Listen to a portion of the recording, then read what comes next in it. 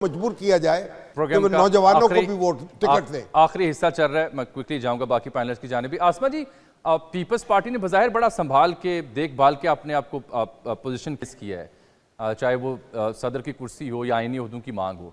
इत्तला ये थी कि काकड़ साहब भी आगे इस रेस में, चेयरमैन सेनेट के ऊपर यूसुफ रज़ा गिलानी साहब भी एक स्ट्रॉन्ग कैंडिडेट हैं, शरी रहमान साहबा का भी जिक्र मैं सुन रहा था। तो ये चल क्या रहा है, आपकी खबर क्या है इस बारे में?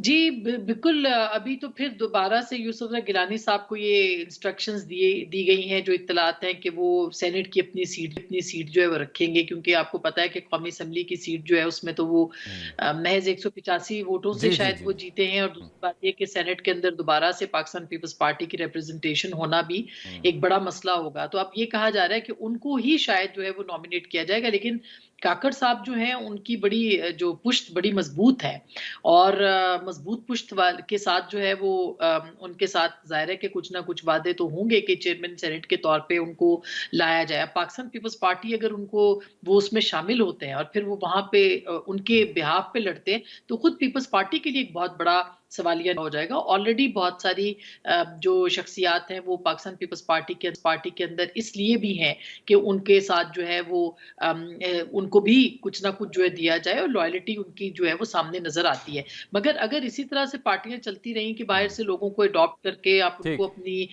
आला ओहदे देंगे, तो फिर पार्टियों के अपने अंदर जो तंजीम है वो कमजोर होगी। तो मैं पीपल्स पार्टी के लिए एक बड़ा चैलेंज है इस वक्त कि वो किस तरह से इस सूरत हाल से निपटे। मुशर्रफ साहब, आप ये फरमाएं कि इस सब के बीच अब वे फॉरवर्ड क्या है, क्योंकि ये पीटीआई ये बंदोबस्त है, ये ज़बरदस्ती की शादी करवाई गई दो पार्टियों की, और उनको हमारी जगह उनको हमारे मैंडेट की तौहीन करते हुए उनको गवर्नमेंट दी जा रही है।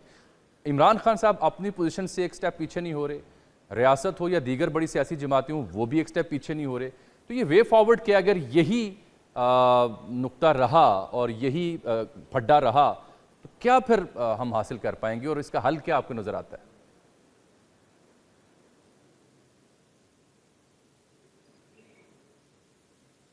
मुशर्रफ साहब, आप सुन पा रहे हैं मुझे? जामी, मेरे ख्याल है कि जी मैं बिल्कुल मैंने सुना, और जो जवाब देने में डिले है वो इसलिए कि वे फॉरवर्ड जो है वो कोई बहुत मुस्बत या पॉजिटिव जो है वो कम से कम मुझे तो नजर नहीं आ रहा। जो मेरी उम्मीद है, और जो सैयद मुशाहिद हुसैन सईद साहब की जो स्पीच थी सेनेट में, उस सिमत में ही मेरी अपनी सोच भी है। शायद नेशनल गवर्नमेंट जो है उसकी जरूरत ना हो, लेकिन एक चीज की जरूरत बिल्कुल है, और वो ये कि म्यान रवि का रास्ता अख्तियार करने वाले लोगों को, वो जो मुशाहिद हुसैन सैयद साहब की आपने बात की, उस बात को फिर पीर साहब पेगारों ने भी रिपीट किया, उसी बात को कल के मेरे शो में मियां जावेद लतीफ ने भी रिपीट किया।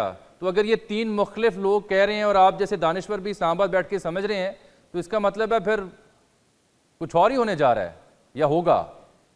नहीं, मैं आपने मुझे दानिश्वर कह के दानिश्वरों के साथ ज्यादती की। जामी, हमारे लिए तो आप दानिश्वर ये कहूंगा कि जहां तक ये नेशनल डायलॉग की जरूरत की बात है, तो मैं 2020 से और ये मैं तहरीरी तौर पे जो है काफी डिटेल में इस पे लिख भी चुका हूं और बात भी कर रहा हूं कि जिस सिमत में इस माशरे में तफरीक जो है जहां लेके जा रही है हमें, उससे बचने के लिए बड़ों को बड़ा बनना पड़ेगा। पिछले साल जून में फिर मैंने नवाज शरीफ का डायरेक्टली उनका नाम लेके उनको कहा कि हमारी सियासत में इस वक्त सबसे बड़े जो है वो हैं, तो उनको भी एक जो है ना सिर्फ म्यान रवि बल्कि फराख दिली का मुजाहरा करना पड़ेगा।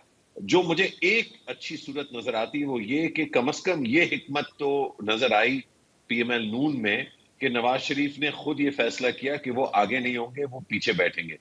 ये शायद एक बहुत अच्छी चीज की अक्कासी करती है। इसी तरह से मेरा ख्याल है कि कुछ लोगों को मुनज़्ज़म होके इमरान खान के पास जाना पड़ेगा। पीटीआई में दर्जनों माकूल और जिम्मेदार और बहुत अच्छे लोग जो हैं वो मौजूद हैं, बिल्कुल ठीक, जिस तरह बाकी पार्टियों में भी हैं। तो उनको अपने लीडर को आमादा करना पड़ेगा, लेकिन ये जो आर या पार वाली सियासत है ये पाकिस्तान जो है ये अफोर्ड नहीं कर सकता। शामी साहब, इस सब के साथ जो ग्रिप होती है एक निज़ाम की, वो कमज़ोर होती है ना। जो कुछ हम देख रहे हैं 18 हो या 20 का चुनाव हो, तो जब ग्रिप ही कमज़ोर हो जाए तो बंदोबस्त कैसे और कितना अर्सा चल सकता है, और फिर हल क्या आप तजवीज़ करते हैं कौन किसके पास जाए?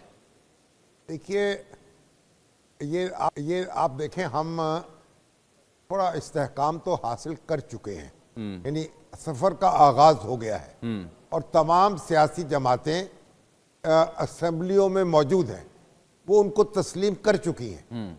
तो जब वो उनको तस्लीम कर चुकी हैं, अब पीटीआई जो है और उसके चेयरमैन भी ये अमली तौर पर अब वो पार्लिमानी सियासत जो है उसमें जौहर दिखाएंगे। तो मेरा ख्याल है कि इससे फिर बातचीत का दरवाजा भी खुलेगा। शामी साहब, किसे पहल करनी चाहिए? पहल तो उन्हीं को करनी चाहिए जो इख्तिदार में होते। बिल्कुल ठीक। क्या आपको लगता है कि शहबाज साहब, जरदारी साहब या नवाज साहब इस सिलसिले में हुकूमत साजी के बाद पहल करेंगे, दावत देंगे पीटीआई को? समझता हूँ कि अगर शहबाज शाह वज़ीर आज़म बनते हैं, जब बन जाएंगे, तो उनको चाहिए वो एक खत लिखें इमरान खान साहब। मुझे तो इत्तला मिली कल आप नवाज शरीफ साहब से कहीं मिले हैं। नहीं, नवाज शरीफ साहब से मिले हैं, मतलब हाँ, वो तो शरीफ मेडिकल सिटी की तकरीब थी, कन्वोकेशन, तो वहाँ गए थे।